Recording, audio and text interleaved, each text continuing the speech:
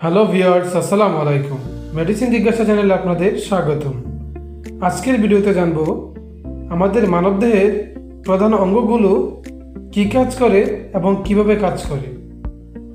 আপনি জানেন কি, আমাদের দেহে এমন কিছু অঙ্গ আছে যেগুলো একসাথে কাজ করে আমাদের জীবিত রাখে আর প্রতিদিনের হাজারো কাজ সামলায় খুব নিখুঁতভাবে।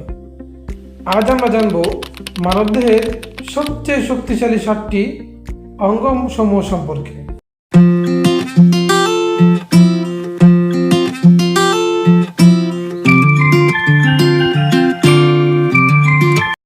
হৃৎপিণ্ড। প্রতিদিন আমাদের হৃৎপিণ্ড প্রায় 1 লাখ বার স্পন্দন করে। এটি একটি পাম্পিং মেশিন যা অক্সিজেন ও পুষ্টি নিয়ে রক্তের মাধ্যমে দেহের প্রতিটি কোষে পৌঁছে দেয়। যদি হার্ট এক মুহূর্তের জন্য থেমে যায় তাহলে আমাদের পুরো দেহ অচল হয়ে পড়ে। কিডনি। প্রতিদিন আমাদের কিডনি 50 গ্যালনের বেশি রক্ত পরিশোধন করে। এটি দেহের অপচয় ফিল্টার করে প্রস্রাবের মাধ্যমে বের করে দেয়।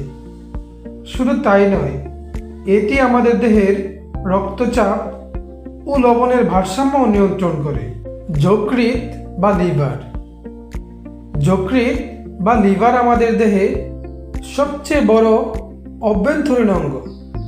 এটি 500টিরও বেশি কাজ করে, যেমন শরীরের বিষাক্ত পদার্থ নিষ্কাশন, পিত্ত উৎপাদন, রক্ত পরিশোধন ও শক্তি সংরক্ষণ। এটি ছাড়া আমাদের দেহ কল্পনাও করা যায় না। পাকস্থলী বা স্টোমাক। আমাদের খাওয়ার পর যা হয় তার সব কিছু ঘটে পাকস্থলীতে।